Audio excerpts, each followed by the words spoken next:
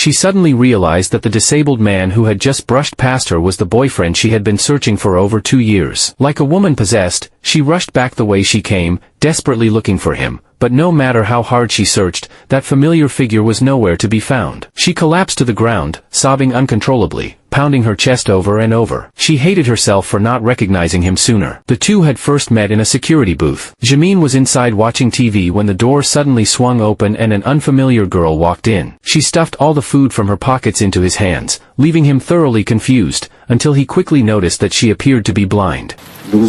누구세요? 할아버지는요?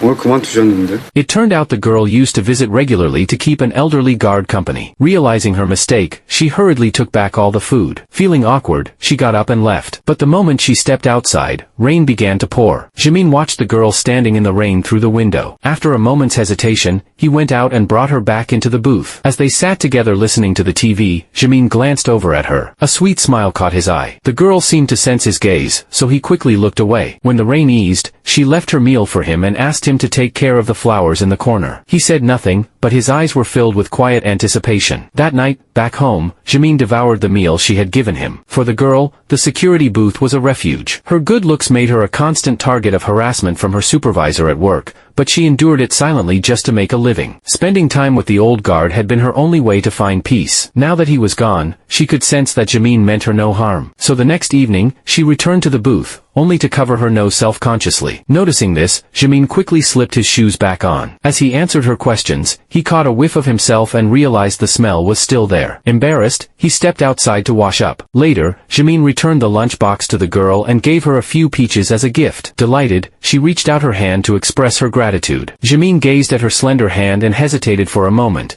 but when she gently prompted him, he finally extended his own. As her fingers touched his hand, she noticed something unusually hard and grew curious. 무슨 일 하면 손이 이렇게 돼요? But she didn't press the matter, and simply said goodbye. 드라마 잘 봤습니다.